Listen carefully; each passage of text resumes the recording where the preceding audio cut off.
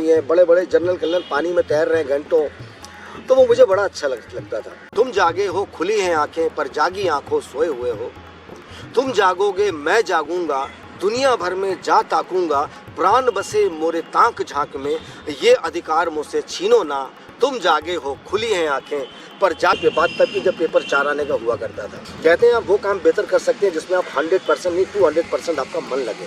तो मशहूर था कि अगर किसी लड़के या लड़की की शादी ना होती हो तो एक बार बख्शी ब्रदर्स में जाके फोटो शूट करा ले, उसकी शादी हो जाएगी। बीच वाली में 4 चक्कर, इधर वाली में 6 चक्कर और सबसे कोने वाली में 20 चक्कर। अंदर राजपाल यादव जी के साथ मेरी फिल्म है जिसके अंदर मैं एक लेंसमैन के रोल में।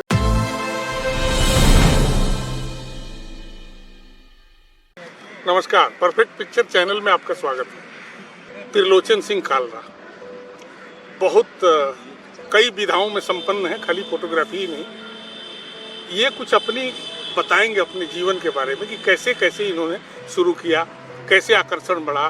खाली फोटोग्राफी नहीं, ये थिएटर के हैं, ये सिनेमा के भी हैं। इस तरह के लोग मिले तो मैं थोड़ा ज़्यादा समय देना चाहता हूँ। तो आपका स्वागत है एमईटी विश्वविद्यालय में और आप यहाँ आए तो बड़ा अच्छा लग रहा है। फ़ोटोग्राफी के सफ़र पे बात करूँ तो शुरुआत तो कहीं ना कहीं से हम सब की होती है, कोई ना कोई प्रेरणा पीछे बन जाती है।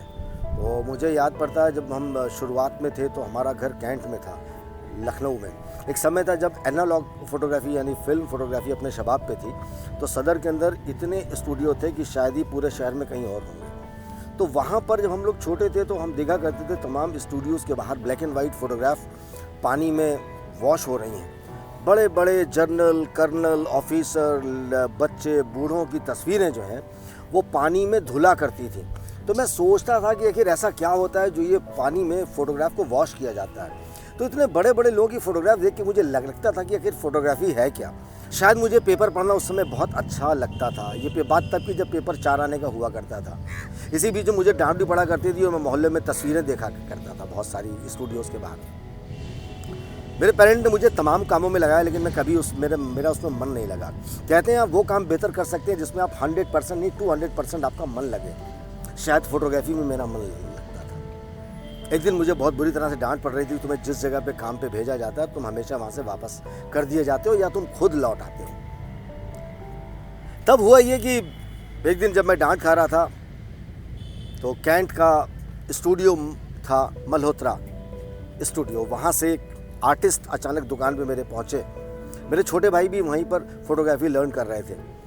तो वो अचानक शॉप पर आते हैं, वो मुझे डांट खाता वो देख के पूछते हैं मेरे पेरेंट्स से कि आप इनको क्यों डांट रहे हैं। तो मेरे पेरेंट कहते हैं कि इनको जो भी काम में लगाओ ये कुछ नहीं करते। सडनली उसने मुझसे पूछा फोटोग्राफी करोगे। शायद वो पहला दिन था जो मैंने इतने बचपन से देखा था, मैंने हाँ कर दी। मुझे उसी समय वो ले गए कैसरबाग में ग्लैमर स्टूडियो में और मुझे उन्होंने वहाँ बैठा दिया। वो मेरा पहला दिन था।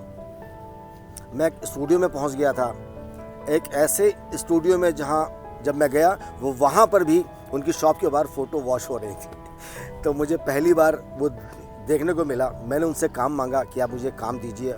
बोले आज आपका पहला दिन है, आज आप रेस्ट कीजिए। मैंने उनको शॉप से बाहर कराया उनकी सीट से, फिर मैंने उनके पूरा शोकेस डेकोरेट कर दिया, झाड़ पोछ के सब बराबर कर दिया। यहाँ से मेरी शुरुआत हुई डे 1 से। धीरे धीरे उन्होंने मुझे पहला महीना हुआ तो मुझे 1 रुपया रोज़ देना शुरू किया।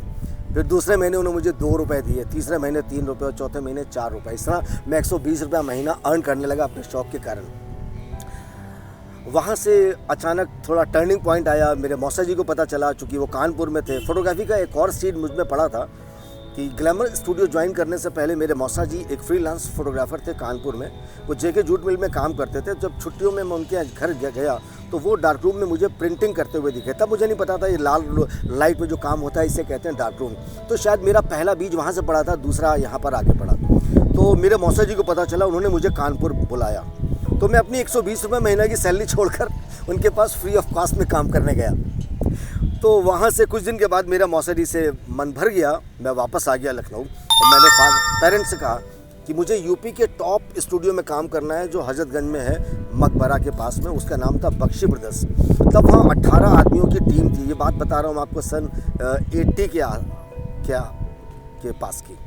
मेरे फादर ने बहुत ज़्यादा वहाँ जुगाड़ लगाई, क्योंकि वो बड़ा स्टूडियो था, यूपी का टॉप स्टूडियो था। उसके बारे में मशहूर था कि अगर किसी लड़के या लड़की की शादी ना होती हो तो एक बार बख्शी ब्रदर्स में जाके फ़ोटो शूट करा ले, उसकी शादी हो जाएगी। क्योंकि बख्शी साहब 2B साइज़ के और क्वार्टर साइज़ के फ़ोटोग्राफ उस पर प्ले फिल्म पे कट फिल्म पे वो शूट करते थे। तो वो हाहाकारी था कैमरा, और बहुत अच्छा उसका आता था। तो मुझे बख्शी ब्रदर्स में प्रशिक्षक के तौर पे मुझे चांस मिला। काम करते थे मिस्टर नंदू, आप ही के नामाराज के। तो मैंने एक दिन उनसे कहा कि नंदू भैया मुझे black and white film process करना बताओ। तो उन्होंने 120 की फिल्म का रैपर, जो कि एक साइड से लाल होता था, एक साइड से ब्लैक, उन्होंने मुझे वो पानी में दिखाया। उन्होंने मुझे तब नहीं पता था कौन सी डिश में कौन सा केमिकल होता है। मुझसे उन्होंने कहा ये जो पहली वाली डिश है इसमें अभी नहीं करना है, बीच वाली में करना है। बीच वाली में 4 चक्कर, इधर वाली में 6 चक्कर, और सबसे कोने वाली में 20 चक्कर। तो मुझे उसका राज समझ में नहीं आया जब मुझे पता चला कि ये पहला वाला जो है ये कहलाता है केमिकल, बीच वाली है स्टॉप बाथ, और राइट हैंड वाला है फिक्सर हाइपो।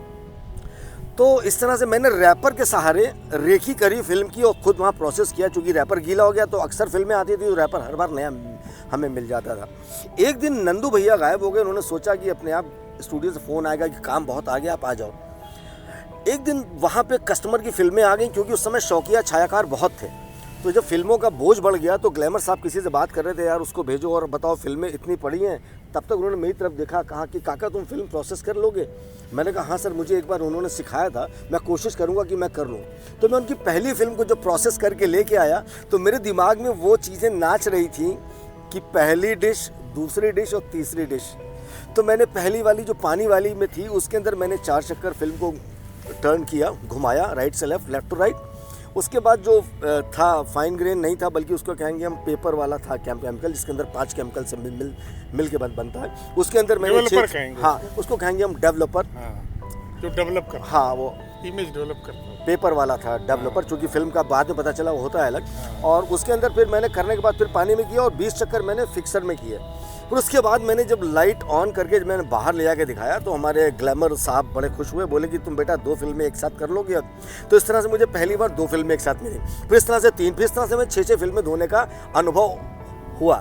मैं वहाँ पर कलर नहीं सीख पाया और प्रिंटिंग नहीं सीख पाया। मेरे सीनियर थे मिस्टर प्रदीप शाह, उनको पता चला कि मैं फोटोग्राफी करता हूँ, तो उन्होंने एक बार बचपन में मुझसे कहा, भारत वाले, हाँ जी, उन्होंने मुझसे एक दिन कहा था, वो एक्चुअली मेरे एक फ्रेंड के परिचित थे। तो मेरा फ्रेंड मोहल्ले का कहता था अगर बनना है तो प्रदीप शाह बनो। तो मैं सोचा था प्रदीप शाह वही हैं ये पायनियर वाले। मैंने मन में सोचा एक दिन बनूंगा मैं ज़रूर। तो हुआ क्या कि 86 के आसपास पुराने किले में थिएटर हुआ। तो मेरे फ्रेंड थे एबनर सादिक, उन्होंने वो प्ले कर रहे थे, उन्होंने पहली बार हमें प्ले में जोड़ा। उन्हीं के साथ जुड़े मिस्टर रवि वर्मा, वो स्वतंत्र भारत में उप संपादक थे। तो उनसे जब मैं जुड़ा, उनको फोटोग्राफी का शौक था, उनके घर पे एनलार्ज था, मतलब फोटो प्रिंट करने की व्यवस्था थी। जब उनको पता चला कि मैं हाथ का अच्छा कारीगर हूँ तो उन्होंने मुझे अपना कैमरा दिया और मुझसे कहा कि तुम मेरी हेल्प किया करो और ये मेरा कैमरा लो, तुम ऐसा करो माहौल पूरे शहर में जाओ और ऑफबीट फ़ोटो ढूंढ के लाओ। तो मुझे ऑफबीट का ABCD नहीं पता था, मुझे जो अच्छा लगता था मैं खींच के ले आता था। इस तरह से मैं एक फ़िल्म प्रोसेस करता था, करीबन 8-10 फ़ोटो निकाल के देता था। और रवि वर्मा साहब मुझको अपने कॉलम में, जो कॉलम था उसका नाम था परिक्रमा, उसके अंदर मेरी एक फ़ोटो छपती थी, मेरा नाम होता था। मुझे देख के पहली बार इतनी खुशी हुई कि तब उन्होंने बताया कि तुमको 15 रुपया मिलेगा 1 मंथ के बाद। इस तरह से महीने में मेरी 4 फ़ोटो छपती थी, बड़ा अच्छा लगता था। उनके साप्ताहिक परिशिष्ट में मेरी फ़ोटो भी छपी थी और मेरे नाम से वो नाटक का रिव्यू छपा। मुझे पहली बार इतना उत्साह हुआ, मुझे लगा कि यार मैंने इतना अच्छा लिखा था, क्या इन्होंने उसको पास कर दिया, कुछ भी नहीं काटा। शायद मेरी गलती भी हुई होगी तो उन्होंने उसको इग्नोर कर दिया।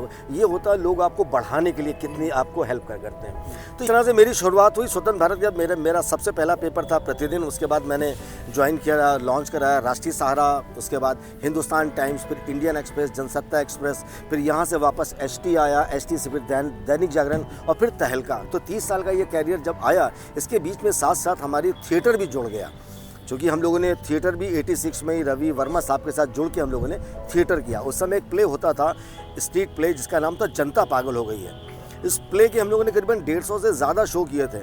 क्योंकि ये प्ले सरकार के खिलाफ था, इसलिए हम लोग को हर बार कहीं ना कहीं पुलिस अरेस्ट कर लेती थी, लेकिन हम लोग हर बार छूट जाते थे। फिर एक बार हम लोग जब 86 में अरेस्ट हुए GPO से, तो हम लोग को रात भर हवालात में रखा गया। दूसरे दिन कोर्ट से जमानत से हम लोग रिहा हुए। गलती से मैंने अपना नाम पता सही लिखा दिया, तो मेरे खिलाफ गवर्नमेंट का केस बन गया और इतना बड़ा केस था, मैं शायद इकलौता आर्टिस्ट होऊंगा उत्तर प्रदेश का जिसके खिलाफ राज्य स्तर पे अभियोग दर्ज हुआ। राज्य सरकार बनाम त्रिलोचन सिंह आदि। तो मैं बहुत दौड़ा, मेरी किसी ने मदद नहीं करी, तो मैंने किसी तरह से कोर्ट में कह सुन के अपना मामला रफा दफा कर जो मेरा सबसे पहला ब्रेक था वो मुझे मिला। जो मेरा पहला था वो था, मुझे एक फिल्म थी मैं मेरी पत्नी और वो, उसके अंदर राजपाल यादव जी के साथ मेरी फिल्म है जिसके अंदर मैं एक लेंसमैन के रोल में हूँ। कुछ सेकंड के लिए मैं पर्दे पे आता हूँ। फिर दूसरी फिल्म फिर मुझे मिला दूरदर्शन पे सीरियल नाचो बहुत गोपाल, उसमें ब्रिटिश बैंड मास्टर के ऊपर मेरा थी कहानी। वो मेरा सबसे बड़ा रोल था अब तक का। अमृतलाल नागर जी की कहानी पे बेस्ड है, यूट्यूब पे पड़ा है वो। उसके बाद ये मेरा मैं मेरी पत्नी और वो, उसके बाद और दासदेव जिसके अंदर मेरा डॉक्टर का कैरेक्टर है, मुल्क है उसके अंदर मैं आईजी पुलिस बना हूँ, फिर थप्पड़ है उसके अंदर मैं डॉक्टर बना हूँ, और दासदेव में भी हूँ डॉक्टर, गुलाबो सिताबों में आर्कोलॉजी ऑफिसर हूँ, फिर सफाईबाज में एक रिसर्च ऑफिसर का रोल है। इसके अलावा मुझे वेब सीरीज़ मिली माई जिसके अंदर डिस्ट्रिक्ट जज का मेरा रोल है। काठमांडू कनेक्शन में नेपाली पुलिस कॉप का मेरा रोल है, और एक था प्रयागराज जिसके अंदर मधुमिता के प्रोफेसर का रोल है। लेटेस्ट अभी एक वेब सीरीज़ है जो बिहार के माफियाओं पे है, उसमें मुझे प्रोसिक्यूटर का रोल मिला। हालांकि मेरे रोल बहुत बड़े नहीं, लेकिन नाचो बहुत गोपाल मेरा सबसे बड़ा रोल था। और ये जो हैं छोटे छोटे रोल होते हैं। पहली बार अब एक रोल आपका इस यूनिवर्सिटी में है। हाँ, उसके बाद क्या हुआ सर, 2005 में इसी के साथ साथ पैरेलल मैं जब एसटी में काम कर रहा था तो मेरे बॉस जो थे डीजीएम, उनका नाम मैं आपको, मिस्टर राजीव गौतम सर, उनकी वाइफ जो थी वो हमारे यहाँ एस्को की डिपार्टमेंट की पहली हेड थी। तो उन्होंने अपने हस्बैंड से कहा होगा सर से कि त्रिलोचन को भेज दो। तो मैं शाम भर की कवरेज करके बड़े टेंशन में आया, फिर मेरे पास खबर आई जाइए वहाँ, तो होता ना आप बड़ा आपको फ़ोटो फाइल नहीं कर पाए। फिर मैं शाम को किसी तरह बेमन से वहाँ गया, एसटी के नए वाले ऑफिस जहाँ पर आज है वेव के पास में। जब वहाँ पहुँचा तो मुझे कई बच्चे दिखे, फिर मेरा उत्साह बढ़ गया।